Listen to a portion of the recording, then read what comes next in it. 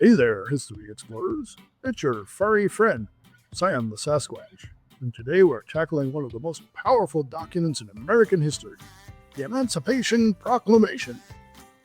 You might be wondering, what's with the big fancy words? What do they mean? Don't worry, I'll explain it all soon enough. It all started in 1862. President Abraham Lincoln made an announcement. He said, starting January 1st, 1863, he was going to make a big change about slavery in the United States. This was during the Civil War, when northern and southern states were fighting, mostly over the issue of slavery. Lincoln said that in all states still rebelling against the U.S., enslaved people, that is, of course, slaves, would be set free. Not just for a day, not just for a week, but then, thenceforth and forever free. Yeah, that's 1800s talk for forever free.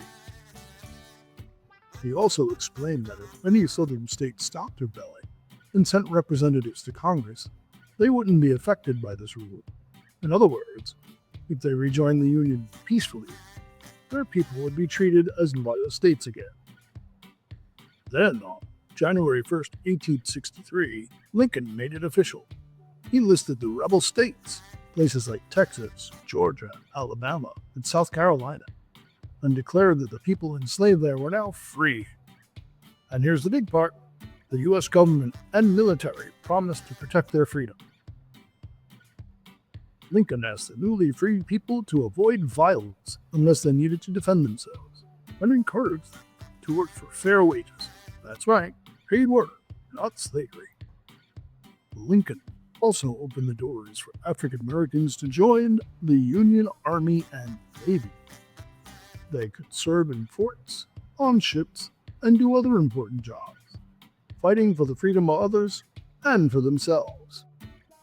Even Lincoln believed what he was doing was right and fair. An act of justice, as he called it. He said it was supported by the Constitution and necessary to help in the war. He hoped that people everywhere, and even God, would see it as the right thing to do. So, on January 1st, 1863, Lincoln signed the Emancipation Proclamation, changing the course of American history forever. It didn't end slavery completely right away. That came later with the 13th Amendment. But it was the beginning of freedom for millions and a turning point for the Civil War.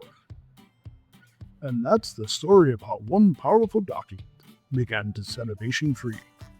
Until next time, I'm Sam the Sasquatch, reminding you to stay curious, stay kind, and keep learning no matter how hairy history gets.